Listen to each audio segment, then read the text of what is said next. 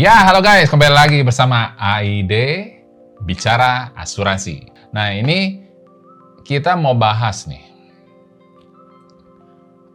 Kemarin ada yang komen ya di kolom komentar. Salah satu, ini saya cari lupa lagi ya. Jadi bagian mana gitu kontennya. Itu saya buka di notifikasinya. Itu viewer ada yang nanya. Dia udah nasabah ya di perusahaan asuransi. Ya kita nggak usah sebut lah ya, di perusahaan asuransi, bukan Prudential lah ya pastinya ya. Nah, di perusahaan asuransi itu dia udah berjalan 1 tahun lebih, ya 1 tahun lebih. Tapi kok klaimnya jadi rembes dan berujung tidak dibayar sampai sekarang. Itu kenapa ya? Begini teman-teman. Memang ya kalau dalam asuransi kesehatan atau askes ya, yang sekarang ya itu kan ada namanya pre-existing condition atau kondisi yang sudah ada sebelumnya ya. Nah, atau penyakit yang memang udah ada nih ya sebelum pengajuan asuransi. Nah, ini kita kurang tahu ya kalau yang asuransi lain ya, tapi kalau saya di Prudential, di luar terlepas 18 macam penyakit yang dikategorikan masa tunggu setahun, ya. Di luar itu, kalau terjadi klaim di bawah 24 bulan, ya, dan kedapetan ternyata kan waktu pengajuan nih, makanya harus declare ya teman-teman. Saya saranin di awal harus declare, harus disampaikan secara sejujur-jujurnya. Nah, tapi kan gue udah lupa Gus, udah lama banget. Tapi setidaknya kalau lupa ya 10 tahun, 20 tahun, dulu juga kan pasti pernah dirawat, ngerasa dirawat gitu loh. Nah, ya Mbok ya bilang teman-teman, declare di awal pada saat pengajuan. Karena kenapa? Demi kenyamanan teman-teman di kemudian hari.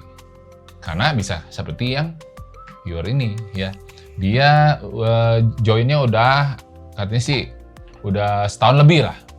Oke, setahun lebih. Cuman dia nggak persis bilang berapa. Bukannya masa tunggu itu setahun. Memang betul, ada 18 macam penyakit masa tunggu setahun. Ya. Tapi ada di beberapa. Tapi saya rasa sih semua perusahaan asuransi begitu ya. Yang sekarang ya. Jadi kalau sebelum 24 bulan terjadi klaim, ya, dan kedapetan, udah pernah ada riwayat sebelum join, itu memang yang tadinya harusnya kayak haknya cashless jadi rembes guys ya. Jadi rembes nanti diinvestigasi selama 6 bulan ke depan ya, kurang lebih 6 bulanan ya. Jadi di 6 bulan diinvestigasi, kalau terdapat memang ada histori ya, waktu pada saat pengajuan kan nggak dideklar tuh ya, pada saat pengajuan nggak bicara, nggak declare tuh, nggak menyampaikan bahwa udah pernah ada rawat inap nih, penyakit apa, lupa lah misalkan. Nah, itu yang tadinya harusnya cashless jadi rembes memang. Dan nanti diinvestigasi selama 6 bulan ya ke depan. Kalau kedapatan, kemungkinan tidak dibayarkan. Ya, teman-teman ya. Nah, kecuali teman-teman nih udah setahun lebih, udah lewat masa tunggu yang 18 macam penyakit, masa tunggu setahun udah lewat nih ya. Anggap let's say di bulan ke-18 ya, di bulan ke-18 masuk rawat inap. Ya, masuk rawat inap dan memang kali itu baru rawat inap. Seumur-umur baru kali itu rawat inap. Oke? Udah nih, masuk di rawat inap. Begitu beres rawat inap, dokter bilang udah boleh pulang ya. Check out kan tuh. Nah, disuruh rembes guys. Oke, dirembes. Jadi mohon maaf Pak, nggak bisa cashless, jadi harus rembes. Ya teman-teman bayar dulu dong. Nah, semua tagihannya dibayar. Nah, jadi proses rembes, ya, itu dibayar teman-teman. Ya, itu dibayar, ya, sesuai dengan bill rumah sakit tagihannya. Karena kenapa? Memang dia belum pernah ada riwayat sama sekali. Seumur-umur dia baru pernah rawat inap kala itu. Itu bisa. Jelas ya teman-teman ya. Nah, kecuali yang teman-teman yang kemarin nanya nih, ya semoga ini menjawab ya teman-teman ya. Nah, dia nanya, udah setahun lebih, ya mungkin nih ya, teman-teman ingat lagi deh, ini yang nanya ini ya, teman-teman ingat lagi, pernah nggak seumur hidup pernah ada masuk rumah sakit dimanapun di seluruh dunia? Kita nggak ngomong Indonesia aja ya, di seluruh dunia, ya pernah nggak ingat deh? Entah masuk rumah sakit yang ada di wilayah Indonesia, entah ke luar negeri, pernah nggak dulu? Pasti pernah. Pasti pernah. Karena perusahaan asuransi itu dia ada tim investigator, ya. Jadi investigasi, dia cari dengan nama sekian, entah gimana ya, ada nomor nama dari nick-nya, dari nama ini, di-trace semua, di-track. Pernah nggak ada riwayat di rumah sakit mana nih? Ada titik ini misalkan di rumah sakit ini A misalkan ya, atau di rumah sakit B. Nah, udah 2 kali masuk rumah sakit nih.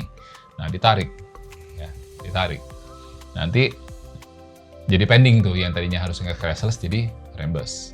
Nah, nanti selama 3 bulan ke depan diinvestigasi atas 2 rumah sakit tersebut. Dia cari tahu informasinya.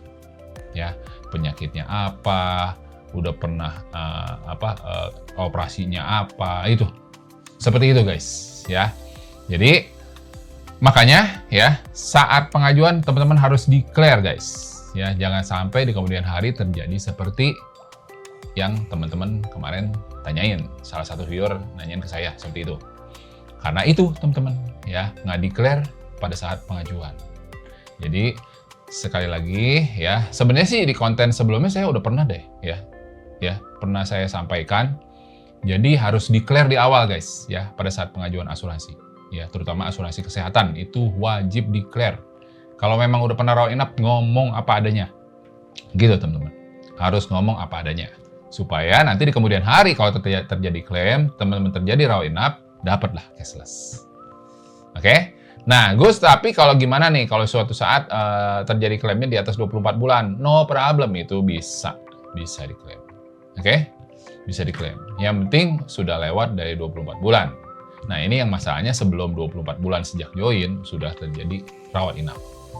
Begitu teman-teman. Oke guys, semoga menjawab ya. Ini dari saya ya, sekian. Jika ada pertanyaan ya, teman-teman bisa chat di kolom komentar ya.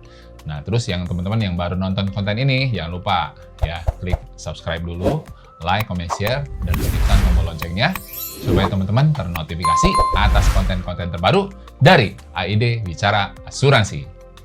Oke guys, sampai jumpa di konten selanjutnya. Bye!